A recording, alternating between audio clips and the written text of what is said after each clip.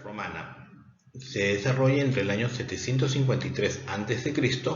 hasta el año 476 después de Cristo. Se calcula que es exactamente la fecha de surgimiento de esta cultura es el 21 de abril del 753 a.C. Tiene una duración aproximada de 1229 años, lo que le permite a esta cultura poder dividirse en tres momentos bien marcados. Estamos hablando de un primer periodo que es la monarquía, donde gobiernan reyes, un segundo periodo que sería la república, la de los cónsules o en todo caso lo que podemos denominar como el Senado, y un tercer periodo que es el del imperio, donde gobiernan los emperadores propiamente y que es el periodo más conocido de esta cultura. La ubicación geográfica de Roma en la península itálica es su mayor beneficio para su desarrollo, debido a que está en el centro del Mediterráneo. Esto le va a permitir que los romanos o los pobladores de Roma se favorecieran sobre todo en el comercio marítimo. Esto se cree que lo aprendieron también de los persas, que sabemos que son grandes navegantes, y quizás también hasta de los griegos, que llegaron a tener un predominio marítimo. En el caso de los romanos, este comercio marítimo lo hicieron mediante la creación del puerto de Ostia como un puerto principal a sus inicios de formación, lo cual le va a permitir poder comercializar con otros pueblos cercanos. La evolución política de Roma. Hemos dicho que el primer periodo de esta cultura fue la monarquía. Esta primera etapa de Roma se da en el 753 a.C. hasta aproximadamente el 509 también a.C.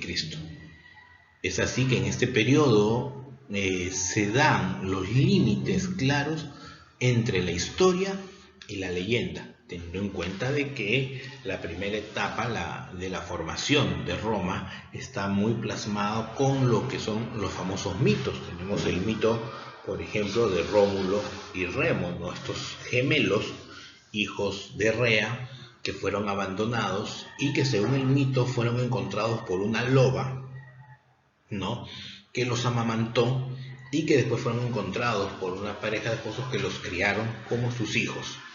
Después estos dos hermanos van a reconocer y van a saber, mejor dicho, de quiénes son descendientes y van a reclamar sus posesiones como hijos de tales. También sabemos que se asume que fueron 7 los reyes romanos en este periodo. Se dividen en 2 dinastías, la dinastía latina y la dinastía etrusca. Ahora, veamos algunos aspectos políticos también de este periodo.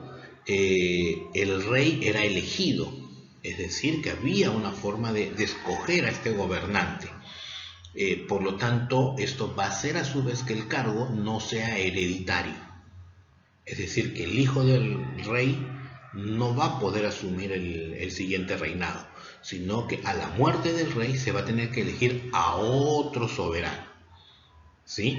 Y el poder de este gobernante estaba limitado por un senado que no va a tener la misma preponderancia, la misma importancia que en la república, pero sí le va a limitar los poderes a este senado. Esta forma de gobierno se verán siglos después en lo que en Europa se va a conocer como las monarquías constitucionales. Esa institución, hablando propiamente de la monarquía, estaba conformada por 100 ancianos, es decir, el Senado, y su función era la de asesorar al rey. ¿Por qué los ancianos? Hay que recordar que las culturas antiguas tenían como personas importantes a los ancianos. Eran aquellos que le daban cierta importancia por su sabiduría, por su experiencia de vida, por lo que conocían, es que eran buscados para poder asesorar o aconsejar a los gobernantes. También había una asamblea popular que la formaban los clanes o curias, ya que las familias se reunían en estas formas de sociedades para poder generar una mejor distribución, teniendo en cuenta que esta forma de distribución también es una forma antigua, ¿no?, de reunión de familias por ciertos vínculos, ¿ya? Y en estas curias estaban pues conformadas por las familias de escasos recursos de la época, que no podían desempeñarse igual que las familias quizás de los fundadores, que después eran conocidas como los patricios. La sociedad durante la monarquía estuvo muy bien clasificada, estuvo muy bien distribuida. Las clases sociales fueron separadas por ciertas características que vamos a ver. Tenemos a los patricios, por ejemplo, clase fundadora. Solo ellos podían pertenecer al Senado, otros no podían llegar. Se organiza en las llamadas gens o curias. El término gens se puede traducir como familia o clan, en todo caso, que es lo que hemos visto en la imagen anterior. Los plebeyos eran los pobladores que llegaron tardíamente, no llegaron con los fundadores. Por una falta de poder, muchos se unieron en calidad de trabajadores a los patrones que vendrían a ser los patricios. Entonces podemos decir que los plebeyos eran sirvientes o trabajadores a cargo de patricios. Los esclavos era la masa trabajadora. Es una época en que el esclavo era el que hacía las labores más pesadas, ¿sí? Estos esclavos tenían prohibido casarse, no eran consideradas personas, eran considerados objetos, cosas, por eso que se podían vender, comercializar libremente, ¿ya? Inclusive si se les mataba no había delito, no había ningún tipo de delito, nada de que pudiera decir de que estaba mal. Los esclavos podían ser conseguidos ya sean por deudas. Ponte, yo tenía deuda con un patricio y tenía pues esclavos fuertes que trabajaban duro, se los podía dar para cancelar la deuda o para darlo en parte de pago, dependiendo de lo que la otra parte, o sea, el patricio, consideraba que podían valer. ¿Ya? También podían ser conseguidos durante las guerras, eran vendidos como mercadería. Algunos de ellos, por su resistencia física, por ciertas habilidades, podían ser vendidos como gladiadores, ¿no?, a estos famosos circos regionales o locales para que pelearan hasta morir, ¿no? Y algunos de los gladiadores lograron obtener su libertad, sí la lograron obtener.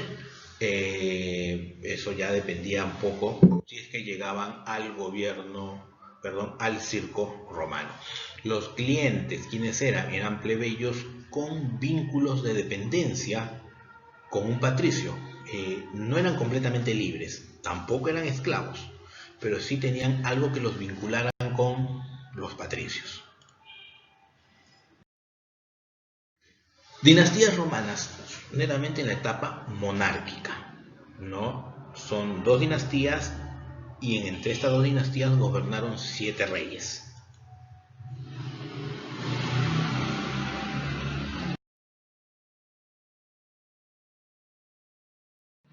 Tenemos la dinastía latina y la dinastía etrusca.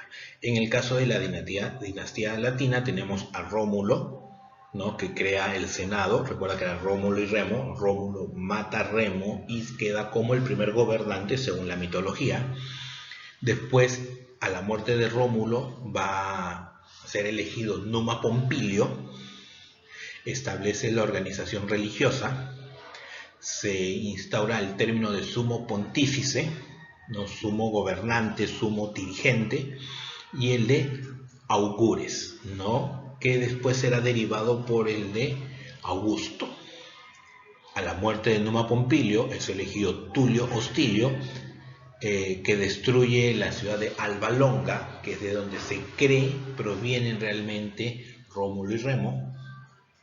A la muerte de Tulio Hostilio es elegido Ancomarcio, crea el puerto de Ostia, a donde se van a dedicar a comercializar mucho los romanos, e inicia la construcción de los acueductos de Roma. Hay que entender que dentro de las edificaciones romanas el desarrollo tecnológico fue muy avanzado. Desarrollaron pues acueductos, cloacas, lo que nosotros conoceremos como alcantarillas después. Una nota curiosa en esta dinastía es que hay que precisar que estos reyes latinos son considerados míticos, o sea, hay una posibilidad de que no existieran, o que sus obras estén pues muy ligadas a lo subjetivo, a lo mítico, a la fantasía.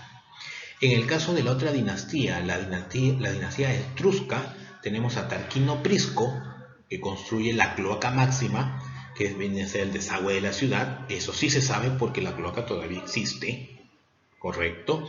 El foro y el circo, ambos existen todavía, hay vestigios de ellos. El circo romano está casi al 70-60%, ¿sí? A la muerte de Tarquino va a ser elegido Servio Tulio, que divide a la población en clases, según su fortuna. Por eso decimos que fue una sociedad muy bien marcada, socialmente hablando. Después vendrá Tarquino el Soberbio como último rey romano.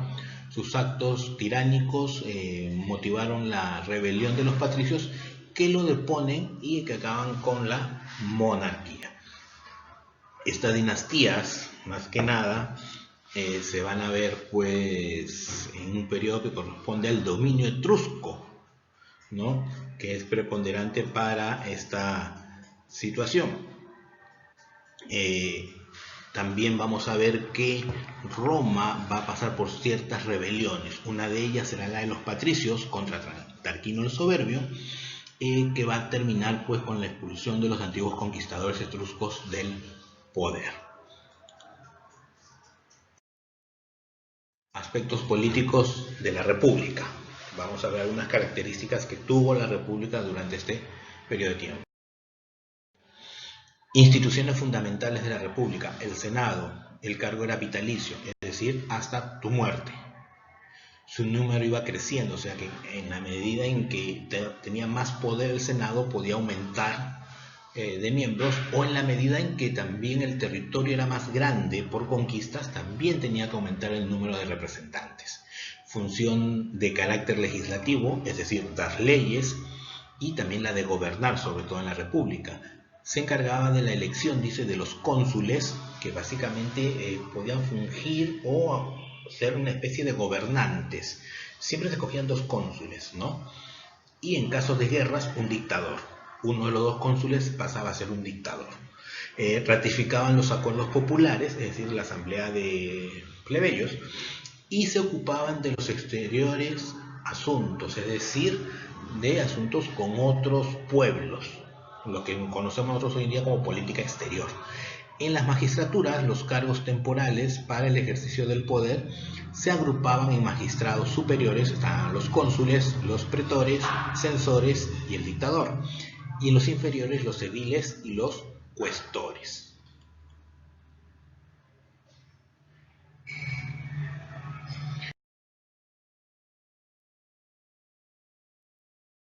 Veamos rápidamente cada una de estas magistraturas. Cónsules, representantes del poder ejecutivo del gobierno, eran 2 y eran también los máximos jefes militares.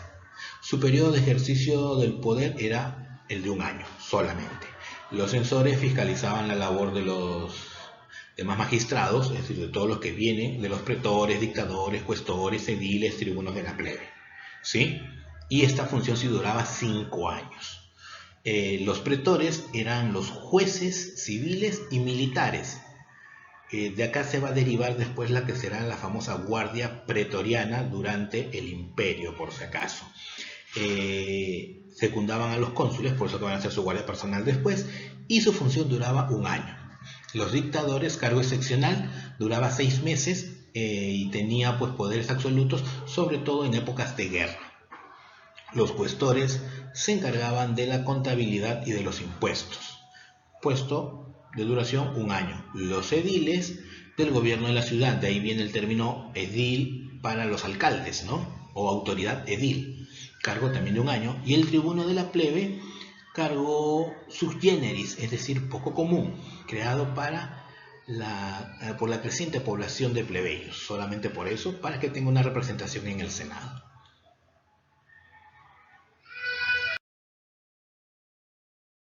Las asambleas.